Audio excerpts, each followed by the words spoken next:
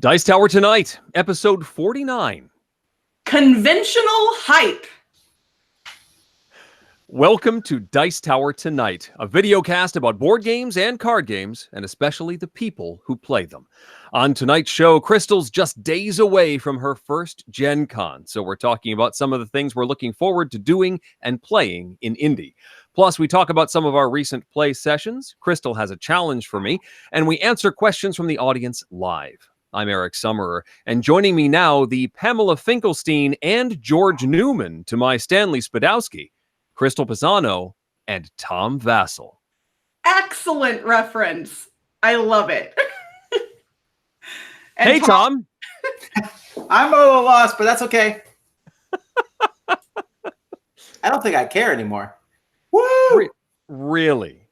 So Tom, like minutes before we went on the air, insisted on joining us because he had vast, important things to share with everyone. That's the impression I got, right, Tom? Well, what Eric is saying is that I won't be here the whole show, or even much of it. I'm just here to talk about GenCon, because all three of us will be there. Yes. Yeah. Thank you for that enthusiastic cheering. Okay, so yes, GenCon is happening a week from today. So all three of us will be there. Come by our booth. What number is that? I'm sorry, I couldn't. What hear number you, is the Eric. booth? Blah, Yeah, blah, blah, blah, blah, blah. you don't. See, when we do the podcast and I ask a question like that, it gets edited out. This nice long pause. Yeah. Hang on, I'll find it in a second. I Anyway, do know that we're right in the middle.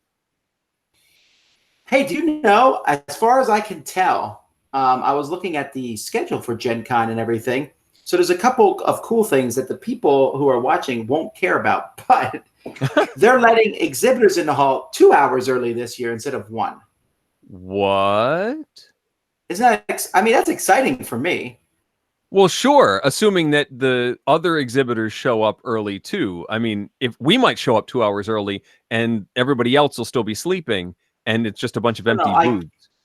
I get that, but we can set our booth up and then when other exhibitors come in. But the fact is that you don't have to be there at 9. You could be there like 8:50. See what I'm saying? It's kind of a staggered go in. And my brain is just doing the time difference math in my head, so that means I get to be there at 5:50 in Crystal time, and that just sounds lovely. Right. I mean, that's actually very good. I don't see what you're complaining about, actually. But anyhow, I don't. Did any of you chat? Did you hear complaining? I don't think anybody was complaining. Simply a clarification. The other thing is I'm pretty sure I cannot find any information online. I don't think there's an early time on Thursday for VIG. Really? Yeah. The reason I noticed that is because I got the schedule from GenCon that says this is when you have to be at the booth. There are the hours you have to be here, and there's nothing about that first hour. It doesn't mention it. So then I went and looked at the VIG page. It doesn't mention it there either. And then my brain said, Tom, you saw some people arguing about this on Reddit like 6 months ago. But my brain only has so much room for Reddit arguments. So they may have fallen out somewhere along the way. So they eliminated the extra. I mean, that was one of the chief reasons to get a VIG badge in the past, was this extra hour of shopping where you can hit a couple of booths and get the early releases before anybody else. Nowadays, I think the main reason people get the badges to get the hotel. I wouldn't argue with that. No. Our booth is confirmed. Our booth is 2023. 2023. So here's what you're going to do, folks. Look for the Stronghold sign. They're booth 1919. They're just around the corner for us. Look for their sign, then totally ignore that booth. And go to 2023, which is where we'll be at. But I say that then. Also, check out our live show on Friday at 2 p.m., sponsored by Stronghold Games. Oh, you're lucky Bonacore loves you. Yes, there's still, I think, like 200 tickets left for that out of 1,200 or so. So most of them are gone, but there's still room for people. And all 3 of us are going to be in the show. And if you want to see us for sure, we have a schedule. We'll put the schedule up at the booth. But you can always see all three of us, with Lord willing, the first hour and the last hour of each day. We'll all be at the booth. And then scattered throughout the day, we'll be there at separate times. But all three of us will be there first and last hour. Also, Z Garcia, but whatever. The three of us will be there. I've noticed that you've scheduled Crystal and me together a lot, even when you're not there, which is kind of cool, too. That is not intentional. I will fix that now. It just ends up that way. No, you can't change the schedule. I've already written it down in highlighter, so I know exactly what I'm doing. So you can't. Eric Summer, if I can't change this. Crystal, if I come back and find the booth like Star Trek themed, we will have problems. For the record, that will be me just hanging out in Gale Force 9's booth until they give me new Ascendancy stuff. I won't make our booth Star Trek themed. Right. We have there won't be any room when we put up all the Weird Al posters. Oh, right, definitely. That's Hey, my game was signed by Kenny G for real. Was it really? That's amazing. I say that because you said Weird Al, and I thought Weird Al's hair looks like Kenny G's hair, which made me think of the Kenny G game. Other things at our booth, Tina, our artist, is going to be there. Oh, cool. Buongiorno is going to be there signing and just drawing pictures for people and stuff. So we'll all have a schedule up for when she'll be there also. That's awesome. Dice folk. Everyone has one. Crystal's specifically when Tina drew Crystal and made the dogs, then that made me want, and everybody want, more dice animals. So we'll have some dice animal stuff at the booth too, including a few of the stuffed pandas. I literally backed the Kickstarter.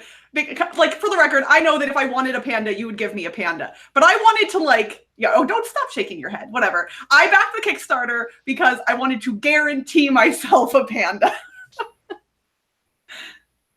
Well, they'll be there at the booth. Maybe I will take one. Well, no, because you have to wait till it comes in the mail. Darn it!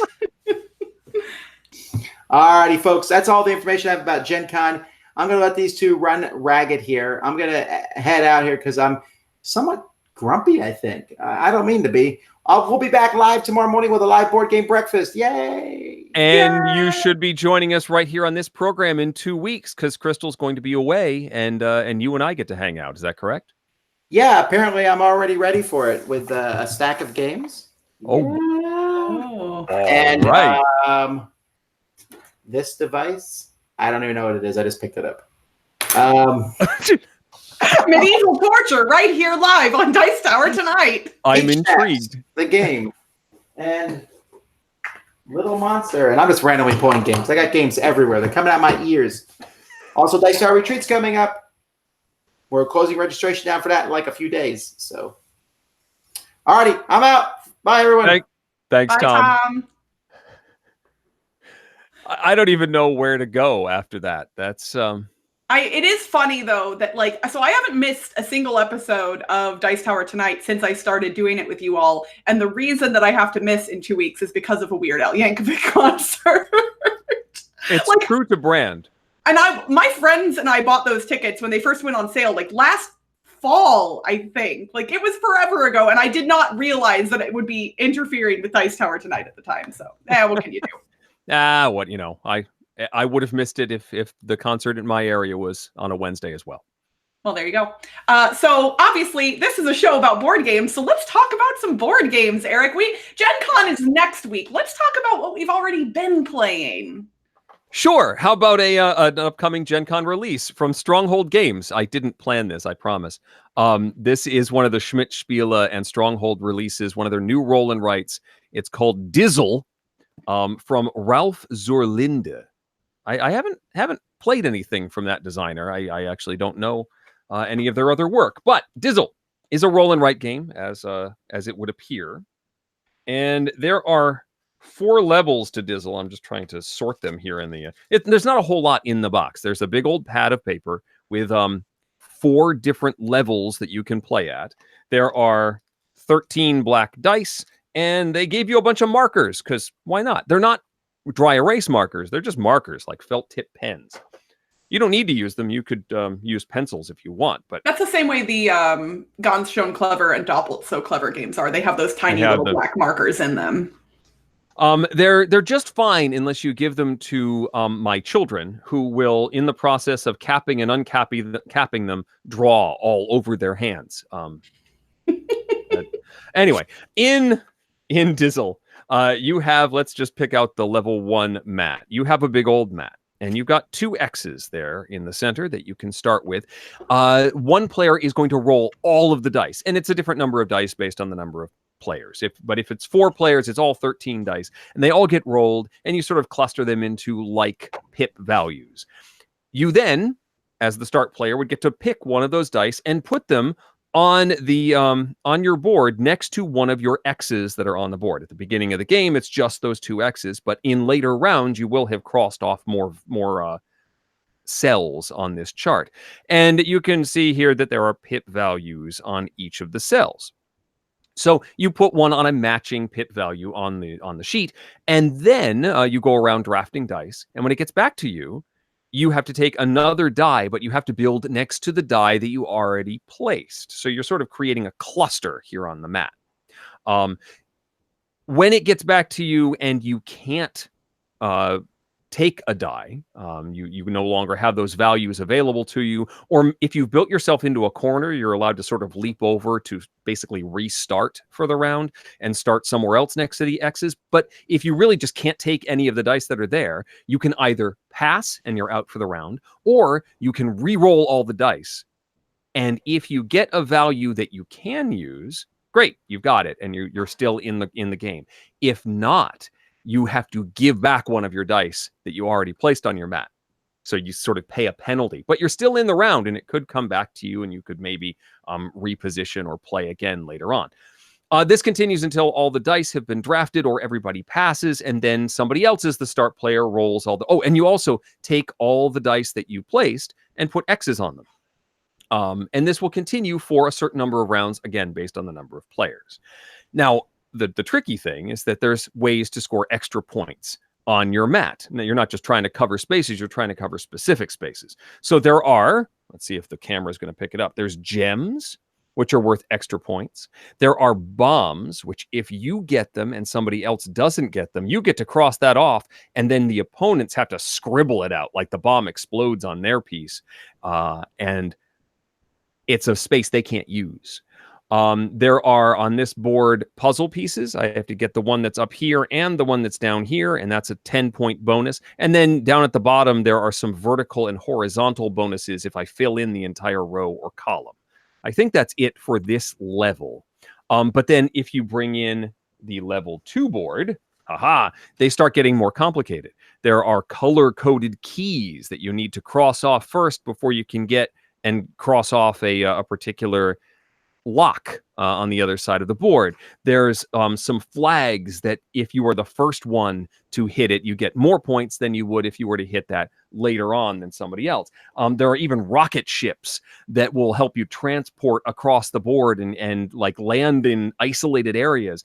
There's a lot of stuff here. I like the tactics of this game. And I like some of those some of the uncertainty of, say, you roll all the dice and you can sort of plan out, well, there is a lot of 4s on the table. So I think I'm pretty safe if I plan on taking one of those 4s later in the round, but I'll take the 2 now and plan to build the 4 later on.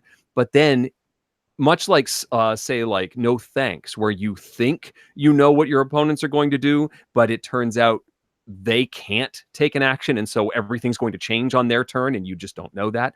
So when it gets around to the opponent, they can't take a die, and they decide to re-roll them all. That can really throw your plans out of whack when you thought you had a sure thing. As roll and writes go, I feel like this one feels different. It's much more about drafting and tactics on the board, on your map, basically. And it's all about positioning and sort of racing to different spots on the board. It just feels different from a lot of the other roll and writes that I've played. So I'm happy with Dizzle, and I think this one's going to stick around and see some playtime. I want to play through all those harder levels, get to level 4 in there. So Dizzle from Stronghold Games, I liked it. it does fall prey to the thing that I know, like Tom or Susan, they've talked about this whole, or maybe you were the one that mentioned it. In one of your all's lists, somebody was like the generic roll and write box with like boring stuff on the front of it. And the name of this one elicits nothing for me as well. Like, oh yeah, here it is. So you've got the gems and the bombs flying out of the front of the box. At least this shows you pretty much what's going on. This isn't just it's not just the dice flying out of the box. You actually have the board. And it's a little bit more. But yeah, like the name Dizzle, I'm not quite sure. Yeah, no, I don't know. I don't know what that means. Is that like Snoop Dogg speak for dice? Is that the reason? Yeah, I'm going to say that that's why it's called it. Let's spread that around on the internet. I'm pretty sure that's the legit reason. The Dizzle faux shizzle, I guess. All right. Well, while I was at Dice Tower Con, I got handed a review copy of a game, and I will do the thing that seems responsible and say that Gray Fox Games is a company that sponsors my podcast, Board Game Blitz. They hand me games occasionally. I am not obligated to do anything with those games, not review them, not cover them, not show them off, whatever. There's no pretense there, but I wanted to let people know that it is a company that sponsors something that I work on. And they handed me a copy of Gem Hens, which is from their imprint Social Sloth games, which is their more casual kind of family style games. And I was so excited because I was going to review this game before anybody at the Dice Tower proper had done so. And then today, Tom released his video review of this game.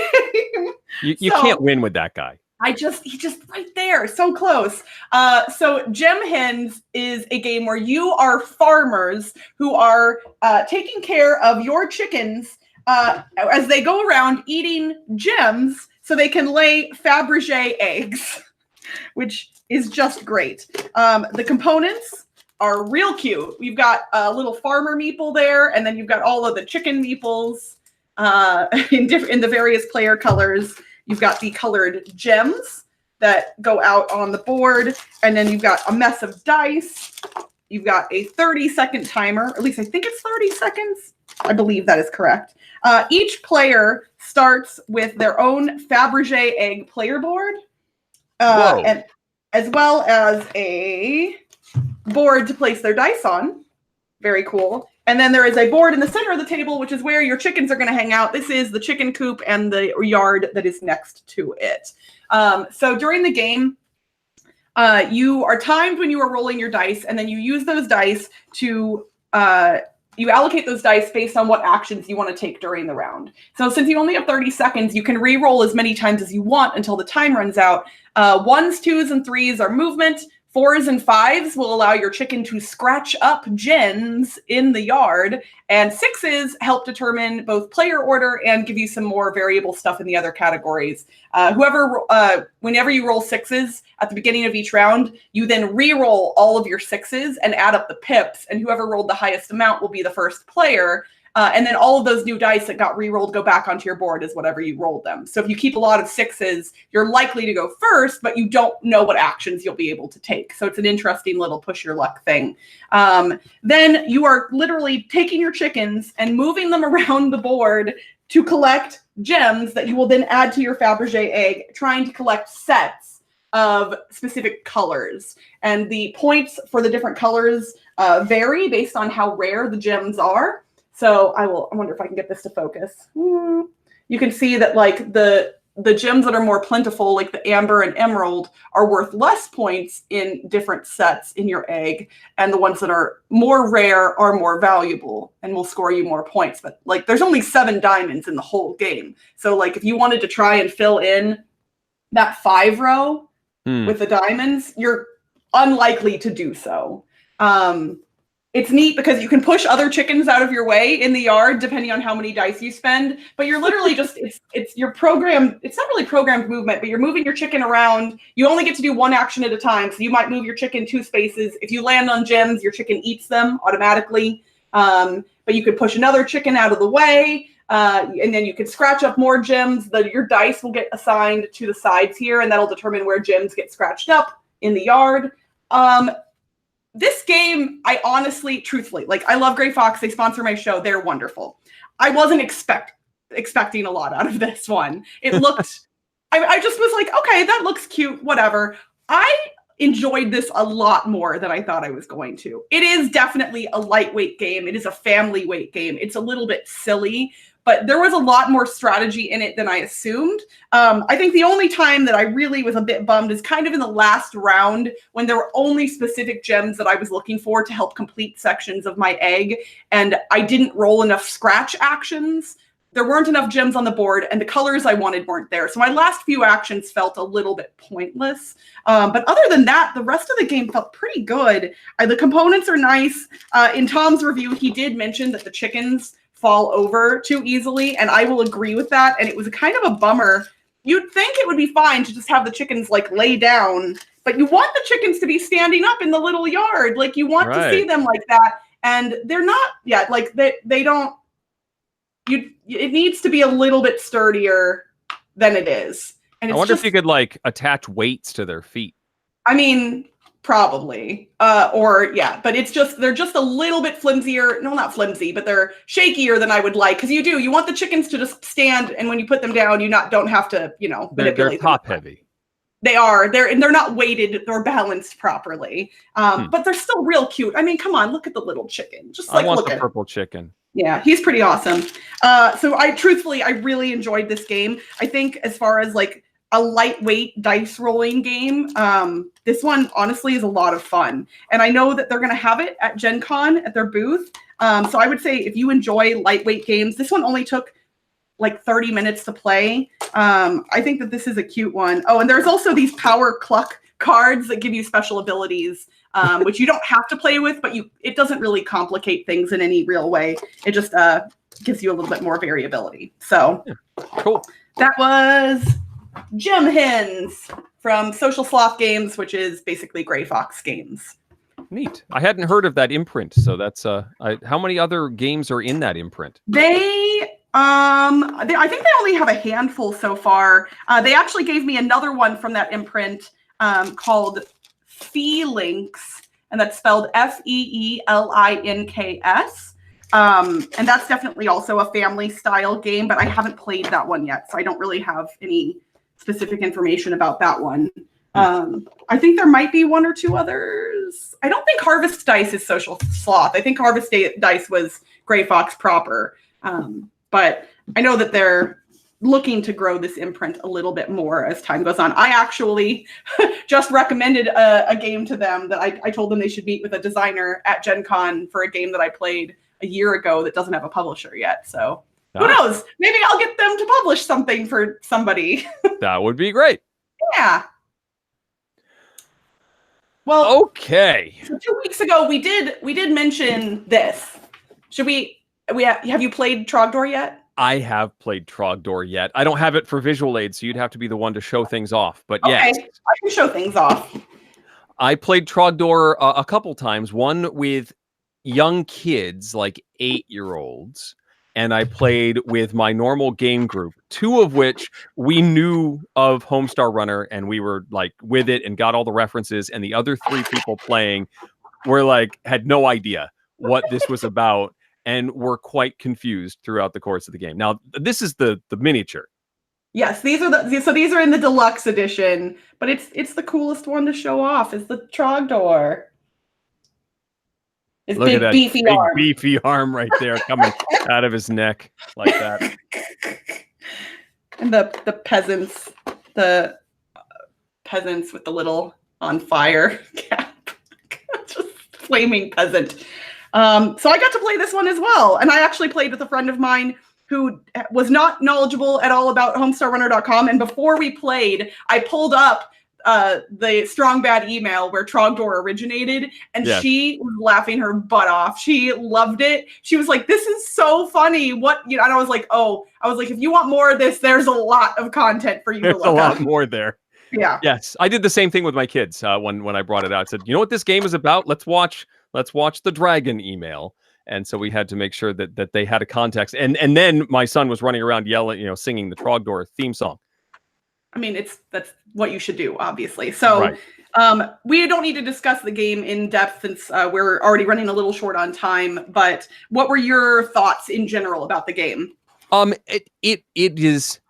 It's a pretty random game. This is one of those that you get actions to move Trogdor around. You're supposed to burninate the countryside, flip all 25 tiles over, burninate all the peasants, which means remove them from the board, and burninate all of the thatched roof cottages. There are 3 of them on the board, and you have to burninate all of the surrounding tiles before you can flip over the cottages. Yeah. It's and so in the Minis. miniatures you flip over the roof, it looks like, and that now illuminates the cottage. The Here, I'll pull one meeple up. version, you just flip them over. So you do actions with Trogdor, burninating things, eating peasants, all that stuff. Oh, here's Crystal's Yep, so demonstration. here's the cottage. There's regular cottage, burninated cottage. That's so unnecessary.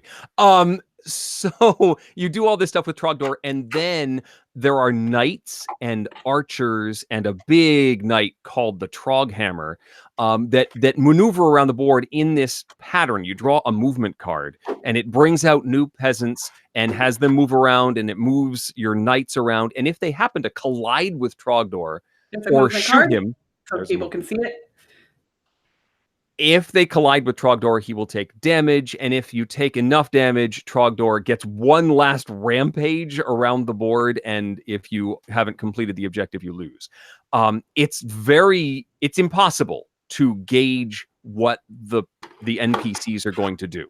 You have no idea, because you don't get to see what the movement card is until your turn is done, and then you flip up a card and go, oh, yeah, that knight is going to run all the way across the board and run into Trogdor.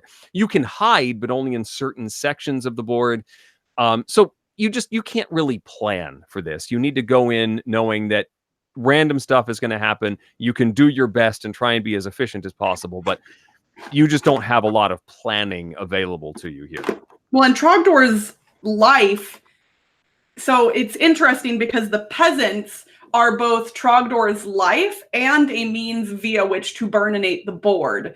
When he chomps a peasant, he gains that peasant as a hit point, basically.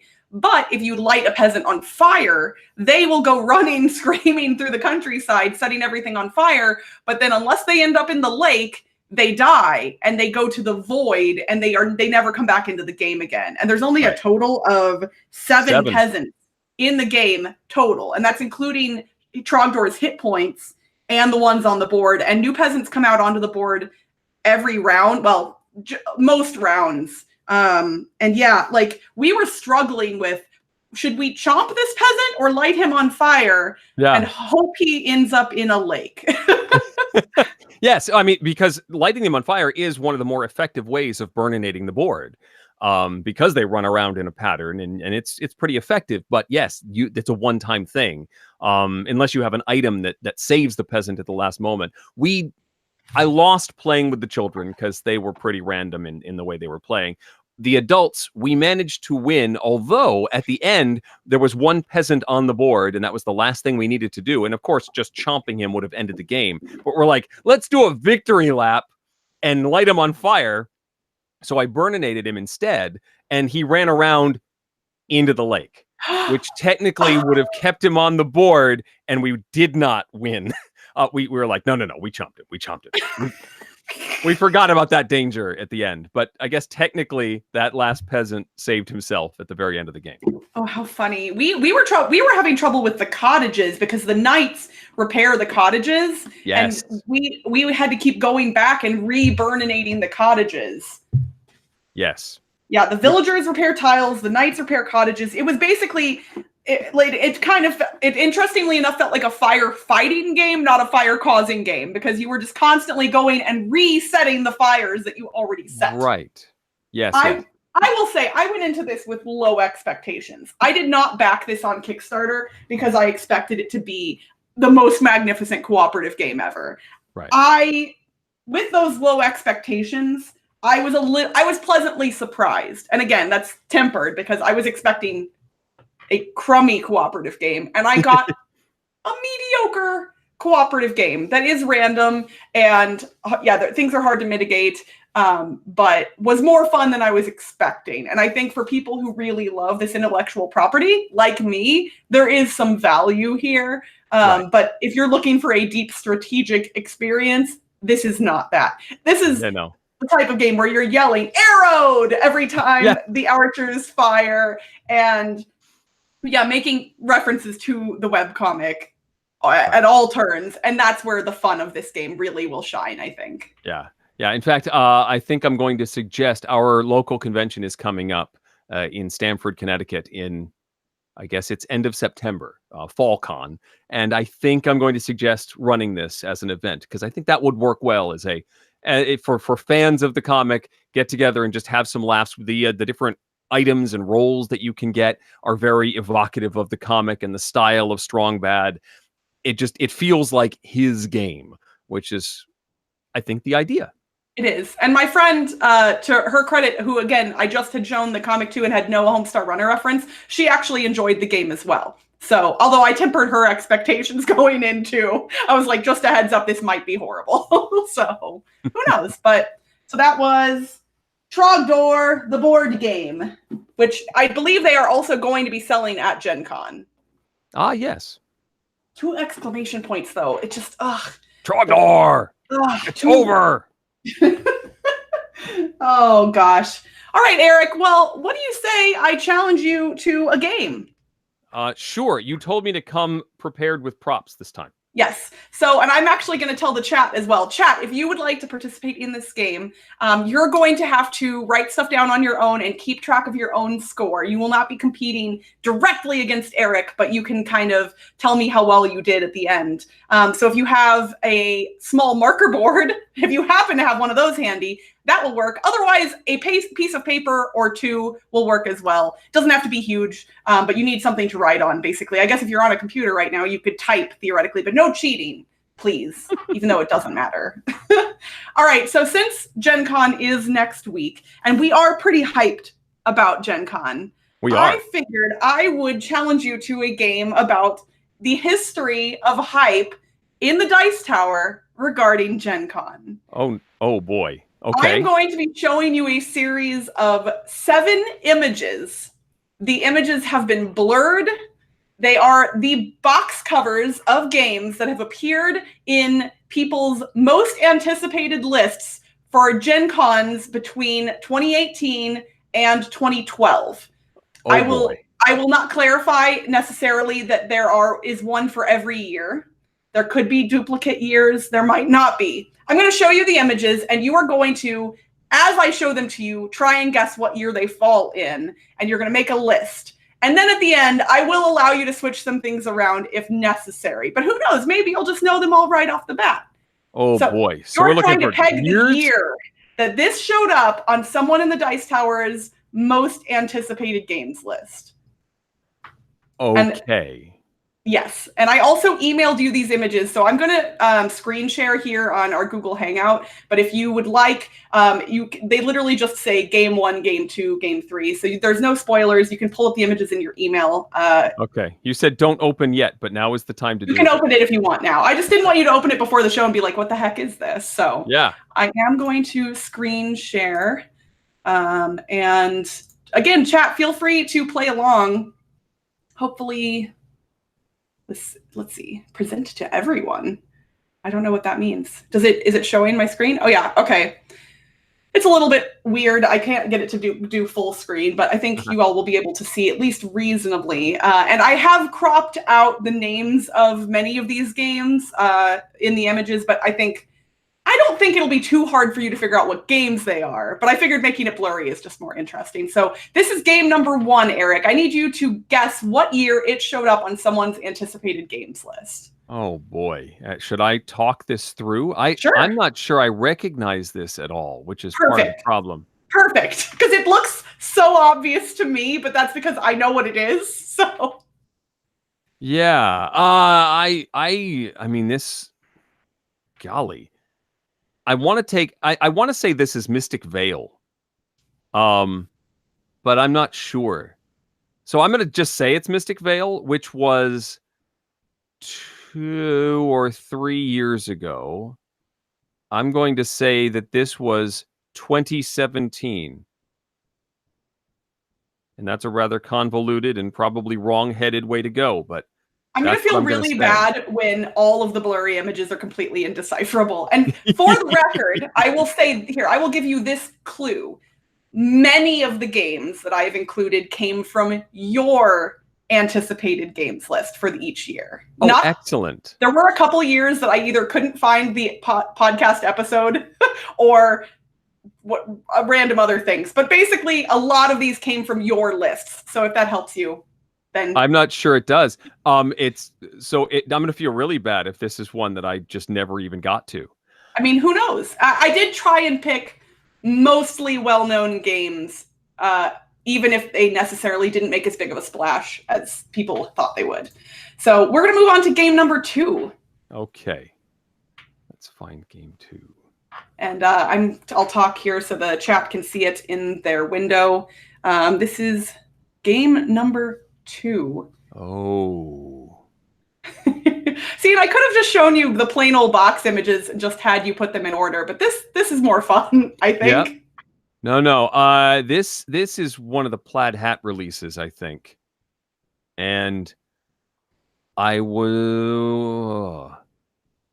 going to say that this is from, let's say 3 years ago, 2016. And what game are you guessing? What game it is, or no? I mean, I want to say that's not really Crossfire, is it? It could be Crystal Clans. I'm not sure. Okay, we're gonna move on to number 3 then. I mean, I know it's blurry, but you can kind of tell what it is at least, right? Yes. Well, that's an airplane, I think. The blurriness isn't doing too much work for you there. It's just a matter of whether you actually remember a game like this. I'm trying to think if this is one that I was really excited about or if this was somebody else's. Oh, that is boy. A really good question. I know. I will answer for you later. I'm looking forward to all of this. I'm going to feel really bad when I just don't recognize any of these. Oh, boy. This is, I'm going to say, I'm just going to take a wild guess that this is one of the older ones. You said 2012 is the earliest. I'm going to go with 2013. Okay. And then we will move on to game number 4. There we go. Game number 4. Oh, I feel like I should know this one. Oh, yeah. Doesn't it look familiar? I should know. Oh, man. This is a lot harder when they're like a wide swath of years. Well, and I do feel like there are certain games that all kind of look alike. And so since I've blurred it, it's like, well, it kind of looks like that, but who knows? Yeah, I mean, there's a guy that's definitely, there's a person, I think a bearded man in the lower left-hand corner, and he's sort of welcoming you to a bazaar of some sort. And there's like tents and stalls, market stalls. I mean, I would say that all seems accurate. But I don't think that's like the cover for Camel Up. I know I've seen this, but again, I'm going to go I'm going to say this is 2012. Okay. We will move on to game number 5. This one I've got. I know this one. Okay. What's the name of the game? This is Heart of Crown. So when was Heart of Crown out? Heart of Crown. And for the record, I do believe that this game was released overseas and then came to America in the year that it was on someone's list in the Dice Tower. So I don't think the game was brand new, in case that helps anyone in the chat. Right. I just got Heart of Crown, but it's the newer set. So it's certainly not 2019, 2018. I would say this is also 2017. Okay. We will move on to game number 6. Game 6. Game 6. Look at that beautiful blurry image. This is Gravwell. So Gravwell, this is actually the newer cover for Gravwell. The original Gravwell was it was not a Renegade release, it was a Cryptozoic release. Ooh, bonus points right there. That's good. Well, yeah, but the question is what year was it out? This has been out for a little while. Not was it 2012? I'm going to say 2013 or 2014. Let's say 2013. Okay. And finally, we have game number 7. I think So it's a big old thing of tan. No, that is Camel Up. what's interesting is some of these blurry images, the farther you back away from it, like the clearer it gets, at least for me.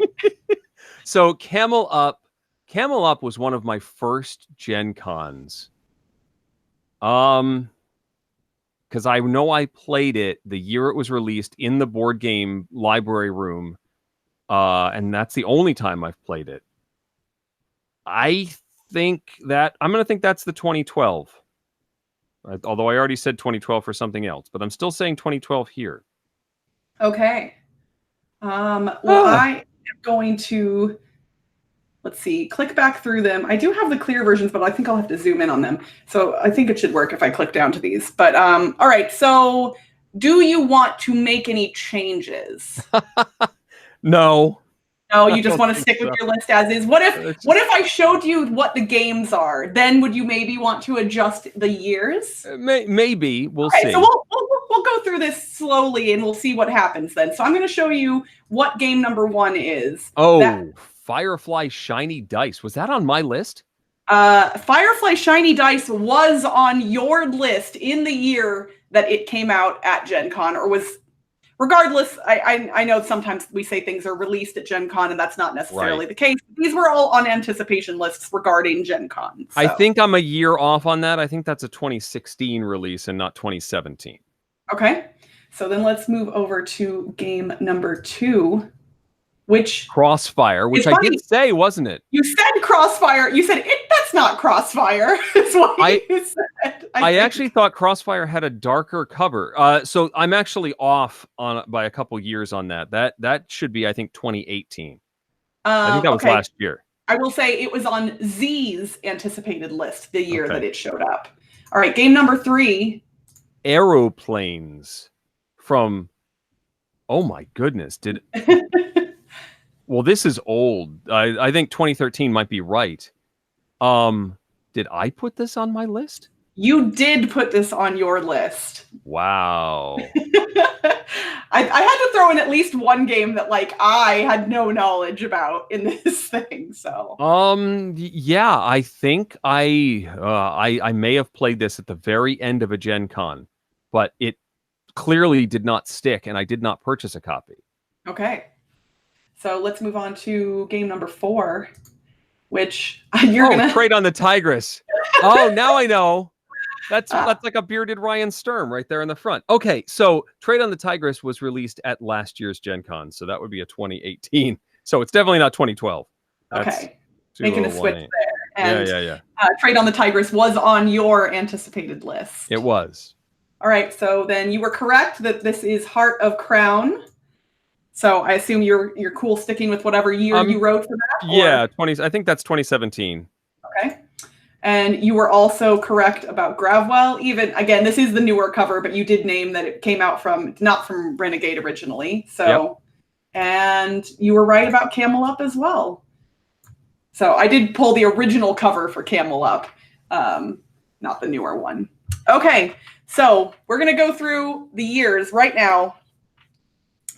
Game number 1, which was Firefly Shiny Dice. What year did you have? Or actually, you know what? No, I'm going to go through these in year order. How about that? Sure, why not? We'll start with the newest and go backwards. So you were correct, Eric, that game number 4, Trade on the Tigress, was released at Gen Con in 2018. So chat, if you wrote down 2018 for game 4, Trade on the Tigress, give yourself a point. Then game number 2, Crossfire, was 2017. Okay. I actually straddled it. I said 2016 and then 2018, 2017. All right. So then 2016 saw game number 5 released, and that was Heart of Crown. I was a year off on that one. Okay. Going back to 2015, Firefly Shiny Dice. Okay, I didn't back off enough on that one. I know. I was like, wait, that was 4 years ago. That seems kind of nonsensical to me now. If we kick it back one more year to 2014, that is where you will find game number 7, Camel Up. I'm not very confident in the rest of my answers at this point. All right. In 2013, we had game number 6, Gravwell. Hey, I got that one right. There you go. And in 2012, Aeroplanes, Aviation Ascendant, which was game number 3. That was a very difficult game. My games do tend to run that direction sometimes, but it's fun, and I figured it would be interesting to dig back. So yes, Firefly Shiny Dice, Aeroplanes, Trade on the Tigress, Heart of Crown, and Gravwell were all definitely on your anticipated lists. Crossfire was Z. And then technically I cheated a little bit for 2014. Camel Up was talked about in an episode of the podcast by you, but it was post GenCon. I could not find the 2014 hype list. So okay. I assumed that someone had mentioned Camel Up, probably. Well, it had just won the Spiel des Jahres because, the SDJ winners are announced right before GenCon. And so it was one that I definitely wanted to play because it had won. And I had not yet before that GenCon. And based on the fact that you talked about it after the fact, that was kind of my assumption as well. So technically I cheated a little bit, but that's okay. All right. Well, we are already running way later than we normally would at this point in the show. It's all Tom's fault. It's all Tom's fault. He jumps in and wants to throw everything up. But you and I did want to talk about some of the games that we are looking forward to at this GenCon for 2019. Absolutely. And I started marking off my most wanted games or most interested games, not necessarily ones I wanted to buy. And I thought, I probably got 20 of them after I marked them off on the Board Game Geek list. No, I filled this entire piece of paper, legal size, 2 columns with games that I want to check out at GenCon. And I know I won't be able to see them all. Like, literally, your list is giving me anxiety right now. Yeah. No, I just need to come to terms with the fact I'm not going to get to see all of these, certainly not play all of these. But narrowing it down into a top 5 is pretty tricky. I had difficulties in that regard as well, and I have a lot of games on my list that I'm technically interested in seeing and or picking up at GenCon, but I've already gotten to demo or play elsewhere, and so I left those off of my list. The ones that I put in my top 5 are games that I have not played in any way yet. Yes. And I wanted to do honorable mention for expansions that I'm absolutely running to get. There are some new decks for Deckscape, Behind the Curtain and the Curse of the Sphinx that I'm running for. There's an expansion for Decrypto that I really want to come home with. There's a new set of Unlock adventures. I'm definitely bringing those home. So, yes, those would be very high on my list just because they're known properties. They're not on the list, though. Right. What's funny for me is I have 7 expansions on my side list as well, and none of them are the ones that you just mentioned. Oh, man. The Vulcan and Andorian expansions for Star Trek Ascendancy, surprising nobody. Okay. The Stockpile Illicit Investments expansion, Sagrada Passion, Spider Springs for Fireball Island, the Herb Witches for Quacks of Quedlinburg, the Bad News Bears for Barren Park, and Wild Ride for Downforce are all on my not must-have, but kind of want-to-have for expansion. The Quacks expansion, at least I know, is just a demo. I don't think you can actually pick that up yet. Oh, okay. Sometimes I miss whether things are being sold or demoed. Yeah, it's sort of disappointing when it shows up on the list and you're like, oh, I've made an appointment to see the next storybook adventure game from Jerry Hawthorne at Plaid Hat. It's called Aftermath. It's not available yet, but I have made an appointment to play it. That's very high on my list. So number 5 on my list of things that I really just want to explore is a game called Rail Pass. It's from Mercury Games. It's the designer is known as Ref Tom Green. It is a real-time cooperative pick up and deliver game where you've got these trains that you have to like pass physically from person to person. You might be in charge of a particular depot and you have to load the cubes on and then pass it to somebody else. But each train or each crew member can only go so far. So you have to sort of juggle crew members and juggle the trains and load the trains. You can only load from one end of the train. You can add tunnels that you have to weave the train through. I've only seen prototype components for this. I have not seen the production version, and I'm just very interested to see how Rail Pass has come together. Okay, so you haven't mentioned the best part about this game yet. Yeah. Which if anyone listens to the Shut Up and Sit Down podcast, they actually covered this on their most recent episode. I had not heard about it at all until then. When you pass a train from one person to another, you are required to say, toot, toot. And so, like, you're sitting there and you're like, toot, toot, like, I need you to take this train from me. And the other person's trying to pass a train to you and they're going, toot, toot. And like, they said that it should have been silly and ridiculous and horrible. And it was the best thing ever. And they even debated, like, is toot, toot the right thing instead of choo, choo? And they were like, I think it's because it's more fun to say toot, toot. So as they were describing it, I was dying, and I did not put this on my list, but I am very interested to at least watch people playing this, if nothing else. This just went up a notch or two on the list. Okay, yes, absolutely. All right, so that was Rail Pass. My number 5, I think it's being released at GenCon, but I'm confused because on Board Game Geek it says 2017 for the year. I believe it's coming from overseas, and that is why it's the case. It is called Legendary Forests, and it is a game that is supposedly similar to Karuba in that every game has their own, or every player has their own set of tiles, and you're building out the board from those tiles. And I'm actually going to screen share it because I've got it on my thing here, so you guys can see what it looks like. But yeah, there's these really colorful tiles that get built out, and one person is pulling their tiles kind of like in Karuba to determine what tiles, but everyone gets to place them wherever they want. Honestly, just based on aesthetics and mechanics alone, it looks interesting. And that is why Legendary Forests is my number 5. Cool. My number 4 is one that I am fascinated by, but I'm not sure how close a fit it's going to be for my play style. It's called The King's Dilemma. This is a new one from Horrible Games. This is a legacy style narrative game that is primarily a bunch of cards in sealed envelopes. And periodically in the game, you're playing different factions that are advisors to the king, and you will be presented with some sort of decision that you sort of vote on and discuss, and that moves the game in a particular direction forever. You'll open up certain envelopes and you will continue in that direction. You might be trying to help the kingdom as a whole, or you might be trying to help your particular faction. But the whole thing moves forward and you've permanently altered the course of future games. It plays over something like 15 games, and there is an ultimate winner at the end. But I'm just sort of fascinated by the narrative and how it's like a long-term choose your own adventure with long-term consequences. It's called The King's Dilemma.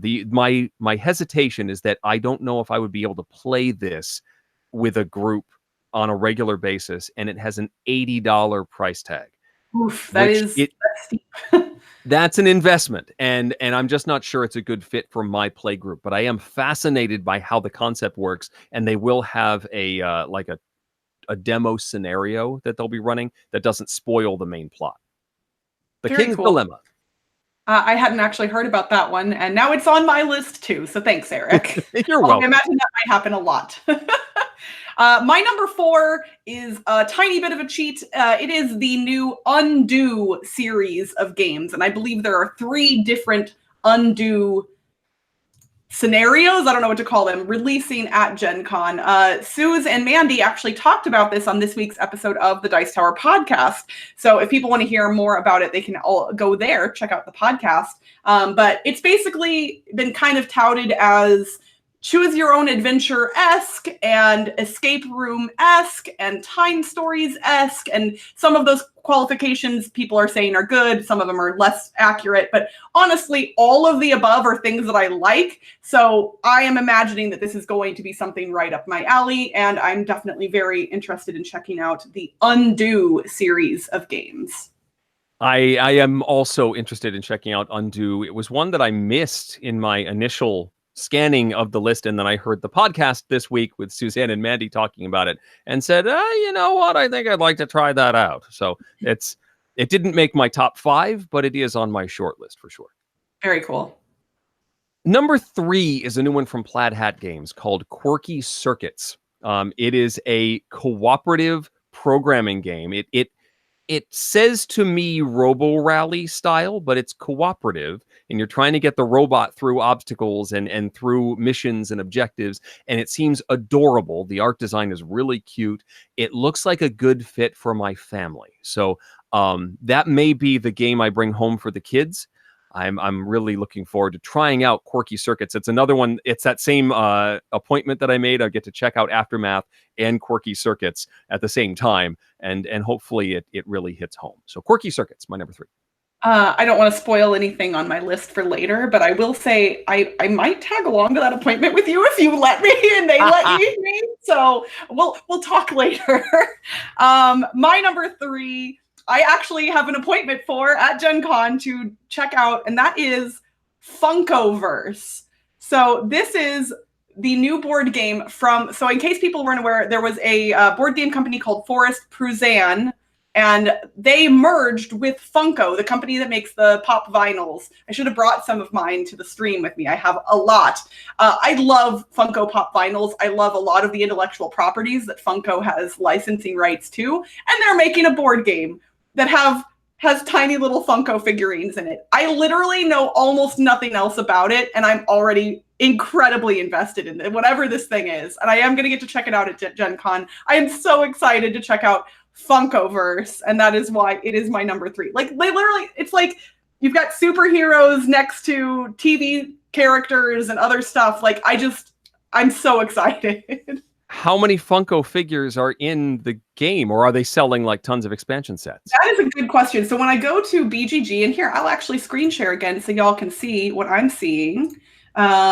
We've got a whole bunch of images here. Like here's a set of Harry Potter characters. And here's, I don't know who these two are off the top of my head. Someone in the chat might recognize them. We've got, oh, those are from no, there's Frozen on the card? No. What is this? Let's see. Oh, we've got the Batman characters here.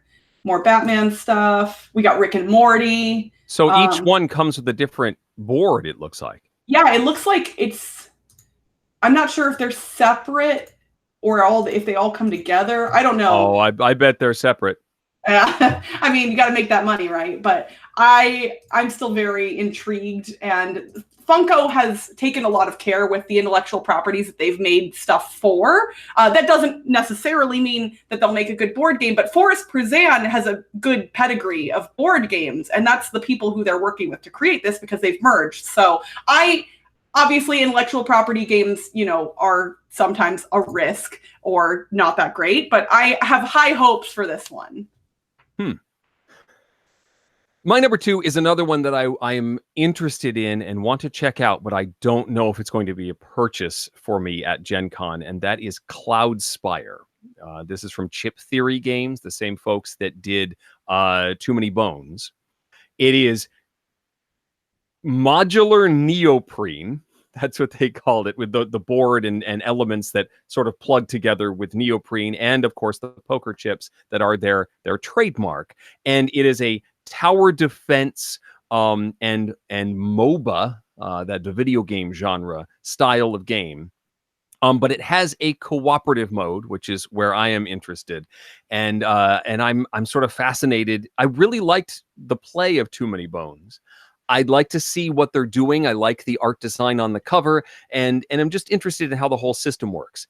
However, $130 MSRP for the base set. Whoa, I almost spit out my water. Uh-huh. also the fact that it's all that neoprene and poker chips. I don't think I can haul that thing home. Like, how heavy is that box? Still, I'd like to see it. Cloudspire from Chip Theory Games is my number 2.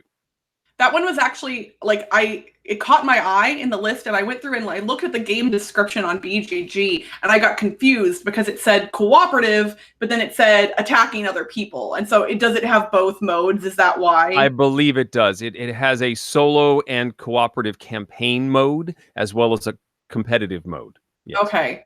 Because I used to play a lot of like tower defense style video games, like through LANs. Like we would do LAN parties. We would play like custom Warcraft 3 maps that were tower defense style, like multiplayer, and those were a lot of fun. So the idea of that does intrigue me. Well, my number 2, basically, I made my list before I listened to this week's Dice Tower podcast, and then I realized that it sounds like I'm cheating off of the podcast from this week, because my number 2 is 9 Tiles Panic, which Sue's talked about on the podcast this week as well. I love Oink games, and I very much love 9 Tiles, which is a real-time pattern matching game.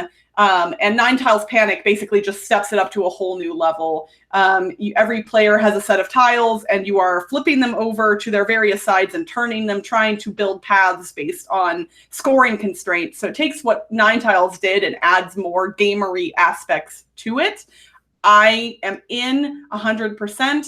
I'm super excited. I've never been in a place where Oink was selling games physically. I've always ordered my Oink games online. And there's another Oink game that I don't think is new, but if they have a presence at GenCon, I'm also very interested in Mr. Face, which I believe is theirs as well. So those are both games that I am definitely hoping to get while I'm at GenCon. So my number 2 officially is 9 Tiles Panic.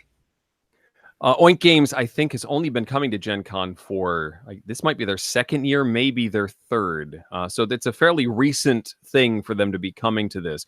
And it's great to have their games more easily available. They're still pretty pricey, unfortunately. I think the list price for these is $30, if I'm not mistaken. And it's a pretty small box. I definitely, I think when they become widely available in America, they typically retail for 15 to 20, I think. Yeah, maybe I just misread that. I think they were 20 in previous years, and maybe it's the new one that is 30. I'm not sure. That could be. Number 1 for me is, I mentioned all of these, games I already know about that I weren't on the list, but this one was number 1, and it's the only one that I have pre-ordered. I made sure that I have a copy of this waiting for me, and that is Machi Koro Legacy. This was announced last year at the Dice Tower live show, and the second I heard it, I'm like, yeah, that makes sense to me. I am excited. I want to see where this goes. I don't own a copy of the US release of Machi Koro. I have a print and play version from Japan that I'd been playing and enjoyed, but I never got a retail release of Machi Koro. And so this is my chance to get one for the family to play. I think it'll land with my kids. I'm excited to see what they do with the legacy format. I am in, and I want my copy, and it's waiting for me at GenCon. Machi Koro Legacy. That's awesome. I've actually never played Machi Koro. I kind of got caught up in the hate that started, Machi Koro got a lot of love and then a lot of hate, and I kind of got caught up in that, and so I've just never played it. It's not that I'm not willing to, but one of these days I should give it a try. I never really got the hate, just that I guess people felt that it was too on the rails, and that there were other games that did the same thing better. But I always thought it was fun. Very cool. Well, I kind of spoiled it earlier, but my number 1 is in fact Quirky Circuits. There's a cat on a Roomba. There's a robot dog. It's designed by Nikki Valens. Yes. I don't know, Valens. I don't know if I'm pronouncing their Valens. last name. Yeah, Nikki Valens. Who designed Legacy of Dragonholt and the new editions of Mansions of Madness and Arkham Horror. I love everything that they do, and I want this game so much. I'm so excited, and I don't even really like programmed movement all that much, but the fact that it's cooperative takes away most of the things that I typically don't like about programmed movement games. So, yeah, and cute robotic animals, I'm in 100%. Quirky Circuits is my number one. And yeah, we'll talk later about that meeting that you have scheduled. And I might awkwardly shove myself into that. We'll see how that goes. Definitely professional of me. All right. Well, that's the stuff we're looking forward to, or at least the very top of the list. I have several other titles circled on my list that I'm hoping to check out as well. Is there anything, chat, that you're looking forward to if you're going to be there? We probably don't have a ton of more time to do any questions from the chat. We could probably stick around for a few more minutes if there are any pressing questions. Yeah, we could definitely stick around for a few. And in case people have a lot of questions for whatever reason, my monthly Q&A is actually this Sunday at 9:30 a.m. Pacific, 12:30 p.m. Eastern. So if you have questions for Eric, definitely shout them out now. If you have questions for me, feel free to come back on Sunday morning, and I will answer all of them there, including all of your burning Star Trek related questions. Tom already said I'm not allowed to decorate the booth in all Star Trek stuff, so we got to get all of it out before Gen Con. So, Crystal, outside of the games in the exhibit hall, is there anything else part of the Gen Con experience that you're excited about, nervous about, looking forward to? It's weird. I feel like I'm underprepared, but I've kind of done that intentionally. So I haven't purchased tickets to any events at all thus far. And obviously I'm doing all this stuff with the Dice Tower. I am planning on attending Nerd Nighters, the event that's Thursday evening off-site. And I have a couple other things that I've set up with people. But for the most part, since I don't know what the experience is like, I don't want to overschedule myself. I am definitely nervous about the whole thing. I love people and I'm an extrovert and I like exciting big events, but this is a unique thing for me. Aside from the Star Trek convention here in Las Vegas, I've never been to anything that's even remotely close to this size before. Mm-hmm. So I can only imagine how intimidating an event like this must be for people who are shy or introverted or can't handle crowds well, because I'm not those things and I'm nervous as all heck. So yeah, I mean, it can be overwhelming. There are quieter places to go if you need that. The upstairs tends to be a quieter place. Once you're inside the convention center, there are nooks and crannies and corners that you can hide out in. I think it's just, go with the flow. Sometimes necessarily so, because the people will be, carrying you along with the flow. But there's, just enjoy the spectacle. This is a bunch of geeks and nerds and hobbyists and everybody all together. Check out the cosplay, see Card Hala, see the balloon artists, go see the food carts, the food trucks, and just embrace it all. Sometimes it's good to just wander around without a plan and just see what's going on. I think that's kind of what I want to do.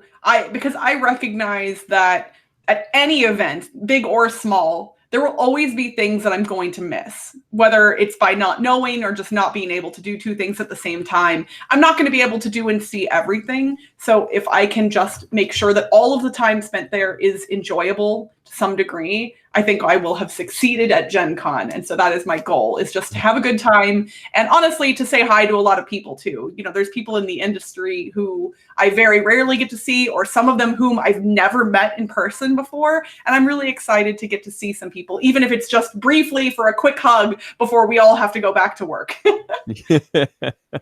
Let's see. Quick questions. Josh is asking, what's your favorite Weird Al song that you can sing? I mean, there are a lot of Weird Al songs that both you and I can and have sung before, because we've done Weird Al at karaoke together. True. Oh, yes. I mean, my go-to is always White and Nerdy, because people don't expect a person who looks like me to be able to rap well. I rap pretty well. Like, I don't tend to toot my own horn, toot toot, but man. I like to rap. It's fun. And White and Nerdy is one of the more impressive ones I can do, because I have the entire song memorized. So I don't even need the lyrics to be able to do it. And people tend to think that is impressive. What is your favorite? Eric? You Don't Love Me Anymore is right in my vocal range. So that's one that I really enjoy doing. And as you know, Crystal, I have successfully done the theme from Rocky 13, also known as the Rye or the Kaiser, using just the karaoke track from Eye of the Tiger. I found out that actually works. So That was I know I super can do impressive. that one too. Yeah, because not all of Weird Al's parodies match like the number of verses and choruses in every song, and in that case, it worked out brilliantly. Yes. So that may be my go-to now. If we ever do that karaoke at like Dice Tower West or something, I'm in. That's my go-to song. My goal going forward at some point in one of these events is to set up a karaoke event that is its own dedicated event that is not after all of the other events have ended. It's like at a reasonable hour and it's a scheduled thing, and we don't have to stay up till 2 a.m. for it, because the older I get, the more that does not work for me. Yeah, the 2 a.m. return broke me the last time. Yeah, I may have slept through my alarm the next morning. So let's see. Kabuki Kid asked, "Have we watched season 3 of Stranger Things yet?" And I haven't have. seen any of Stranger Things. Oh, It's okay. on my list of things to do, but I know. My quick review of Stranger Things with no spoilers. Season 1, awesome. Season 2, meh.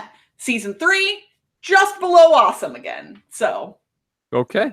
that's my thoughts. Rick Thompson says, "I can guess Crystal's answer." I think you're wrong, but we'll get back to that in a second. But Eric, do you have any intellectual properties that you would like to see board games based off of? I mean, this is the same answer I have given all the time, but Stargate. I want to see a good Stargate game that emphasizes the exploration and teamwork, and the variety of adventures that the Gate teams have, and not just a Risk clone like the one Stargate game was. And Star Trek is not my answer here, because there are Star Trek board games that are great. My answer for a number of years has actually been Hannibal, the TV show, not the movies. And most recently, my new IP that I would love to see a board game of is The Good Place. Tell NBC to contact me and I will help them design it, because I want a Good Place board game like whoa. That would be awesome, but I have no idea, because if you try to explain what The Good Place is about, every episode or two, the whole paradigm shifts, and you can't necessarily. I think that since season 4, which is the final season, is airing in a couple of months, I would say that this would be kind of like other IP games where it would eventually encompass the whole story. Okay. And I want to design that game. Mike Schur, I'm sure you're watching this right now. Please call me. I mean, I'm in. I would play that game, but I think that's a very difficult task to try and encompass that entire show. I have ideas in my head for it, Right. but I'm not, like, board game design is not my primary focus in life. So I believe in you that you have a plan. there you go. Let's see here. Other people were talking about Stranger Things. What is your favorite event at GenCon? Eric, this one's for you, because I've never been there before. Oh boy. I mean, the costume parade, the cosplay parade is always very entertaining. To see the amount of work that gets put into some of these costumes is really cool. That's Saturday afternoon. I'm always surprised by when this thing starts. I'll be just like trekking along in my own world and going from one end of the hall to the other, and suddenly wondering why everyone is lining the hallways, like why they're all surrounding looking at me, and then suddenly this entire like parade comes at me because I wasn't ready for it to be starting yet, and I have to like run away from all these costumed characters. But it's very entertaining to watch if you can pick a spot and watch it go by. I also love Card Hala. This is it takes a bunch of CCG cards.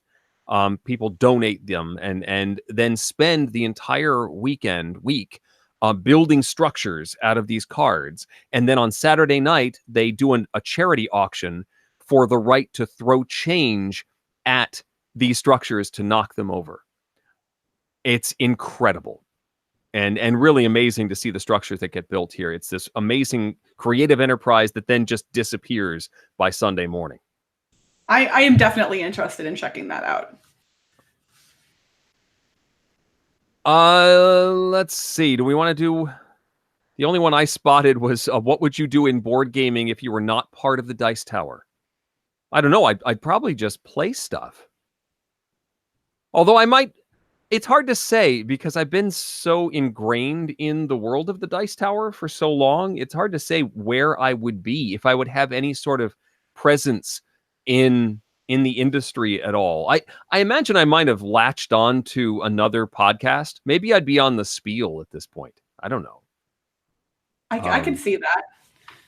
It's hard to say. I was sort of contributing stuff to their show for a little while. I don't know. I don't know if I would have. I would probably be going to conventions and playing games, and maybe I may have, met enough publishers that I could be doing Kickstarter preview narration, that sort of thing. I don't know. Well, there you go. Well, I think we've mostly run out of questions here. But again, I am doing a Q&A on Sunday. So if you all want to ask me more stuff, again, that's when you can drop all your Star Trek stuff, because my Q&A is kind of freeform. I can do whatever I want. I mean, I can do whatever I want, whenever I want, but there especially.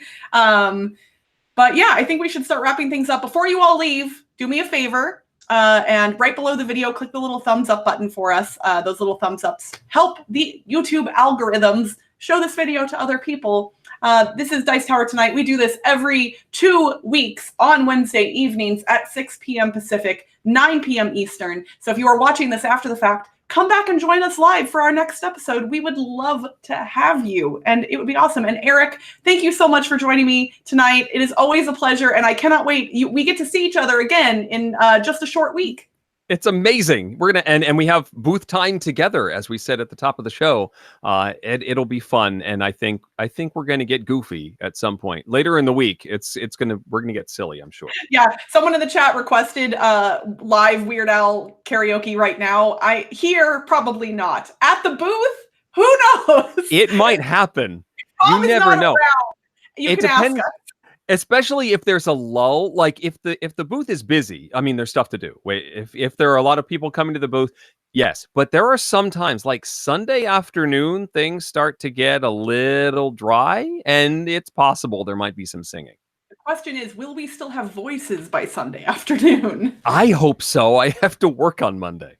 Okay, well then you give me all your tips and tricks, because I talk too much and I tend to lose my voice, kind of like Mandy does at these events. Yes. Okay. I mean, you want the big tip? Don't push.